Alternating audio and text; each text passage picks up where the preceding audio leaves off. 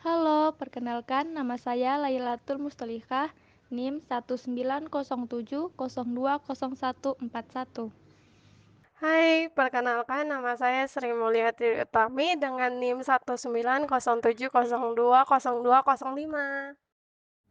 Halo, perkenalkan nama saya Gilbert Kaiser Sakarias dengan NIM 19070200207. Hai, perkenalkan nama saya Avelina Amsikan dengan NIM 19070200007. Perkenalkan, nama saya Grace Desmianta Blesias Manik, NIM 1907020048. Definisi metode pembelajaran anak usia dini. Pendidikan anak usia dini adalah pendidikan yang paling mendasar karena perkembangan di masa selanjutnya sangat ditentukan oleh berbagai stimulasi yang diberikan sejak usia dini. Pendidikan usia dini dilakukan dengan tujuan memberikan konsep yang bermakna bagi anak melalui pengalaman yang nyata serta bermakna.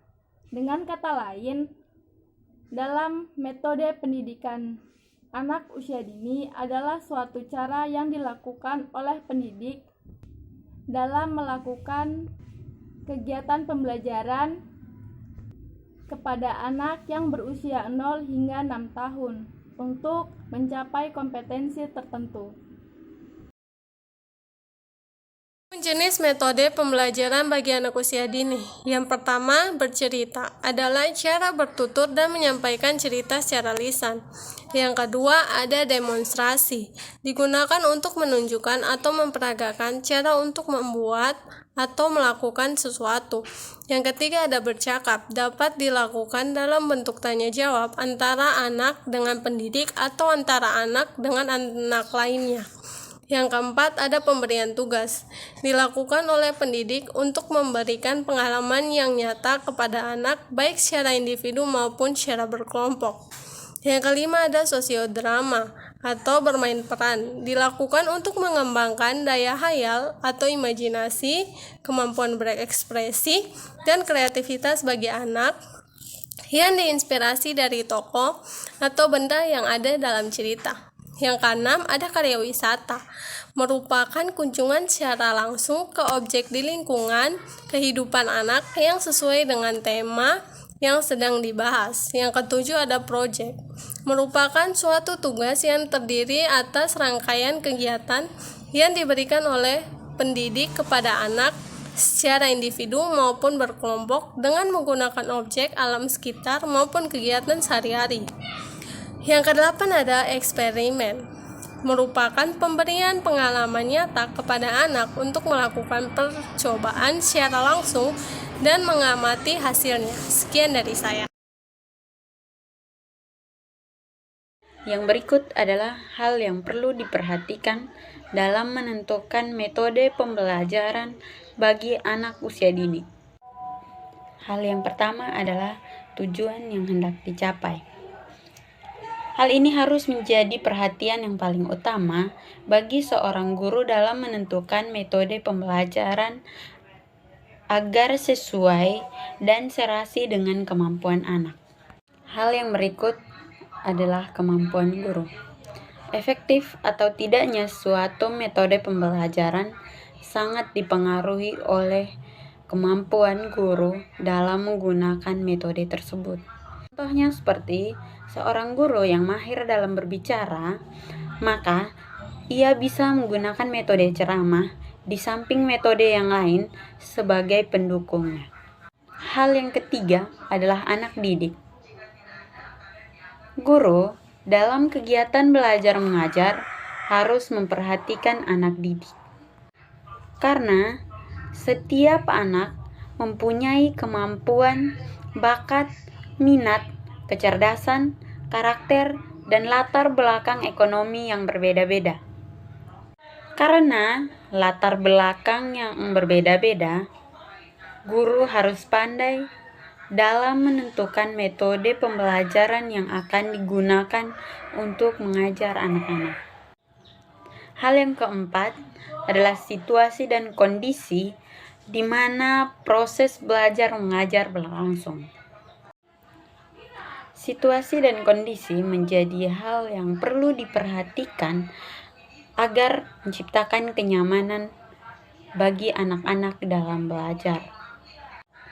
Contohnya, lingkungan belajar mengajar berada di dekat pasar yang sangat ramai, maka metode yang akan digunakan oleh guru itu harus sesuai dengan kondisi dan situasi tersebut. Baik, selanjutnya teman-teman, hal yang perlu diperhatikan dalam menentukan metode pembelajaran yaitu fasilitas yang tersedia. Nah, fasilitas yang tersedia itu seperti alat peraga, media pengajaran, dan fasilitas-fasilitas lainnya juga sangat menentukan efektif atau tidaknya suatu metode pembelajaran. Nah, kenapa? Contoh sederhananya seperti ini. Bagaimana kita ingin memberitahukan kepada si anak, ini loh meja, bentuknya seperti ini, kegunaannya seperti ini. Jika meja saja si anak tidak pernah melihatnya dan tidak pernah disediakan. Nah, bukan hanya imajinasi semata atau bayangan semata, tapi harus tersedia, harus bisa dilihat dengan mata kepala sendiri, supaya nantinya metode pembelajarannya itu akan efektif begitu. Nah, kemudian yang perlu diperhatikan itu adalah waktu yang tersedia. Nah, di samping hal-hal yang sudah teman-teman saya sampaikan, masalah waktu yang tersedia ini juga harus diperhatikan. Kenapa? Supaya kita bisa mengetahui apakah waktunya cukup jika menggunakan metode yang akan dipakai atau tidak. Karena usia dini ini kan usia bermain, jadi tidak full dia belajar, tetapi harus diselingi dengan bermain. Makanya pentingnya waktu ini harus perlu diperhatikan supaya dalam waktu range 1 atau 2 jam ini metode yang cocok itu apa, yang efektif itu apa, supaya target yang mau dicapai itu seperti apa, supaya nantinya bisa lebih efektif begitu. Yang terakhir, kebaikan dan kekurangan sebuah metode. Nah, dari masing-masing metode yang sudah ada tentu memiliki kebaikan ataupun kekurangannya masing-masing. Nah, kekurangan satu metode itu bisa dilengkapi dengan metode lainnya. Oleh karena itu, guru harus bisa mempertimbangkan metode mana yang akan digunakan supaya nantinya bisa lebih efektif dan efisien juga.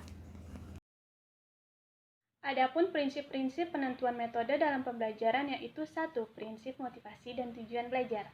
Motivasi memiliki kekuatan yang sangat dahsyat dalam proses belajar mengajar. Belajar tanpa motivasi seperti badan tanpa jiwa. Demikian juga tujuan.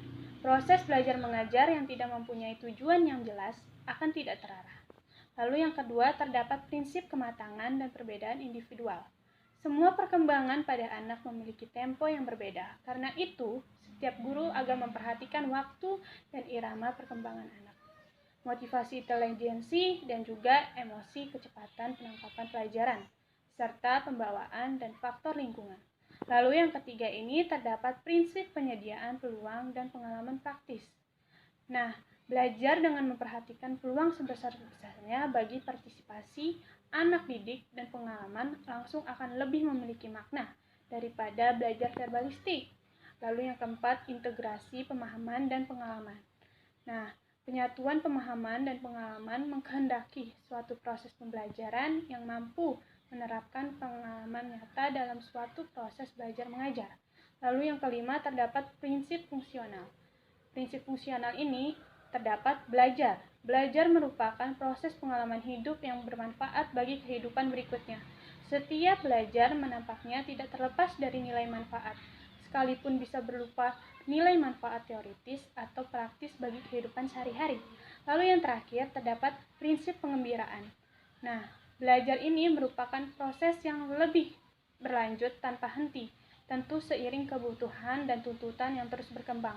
Berkaitan dengan kepentingan belajar yang terus-menerus, maka metode sekian belajar dari mengajar presentasi ini kami jangan kelompok sampai 3. memberi kesan Mohon maaf bila memberatkan, ada salah kata. sehingga Terima kasih. kesadaran pada anak untuk belajar cepat berakhir.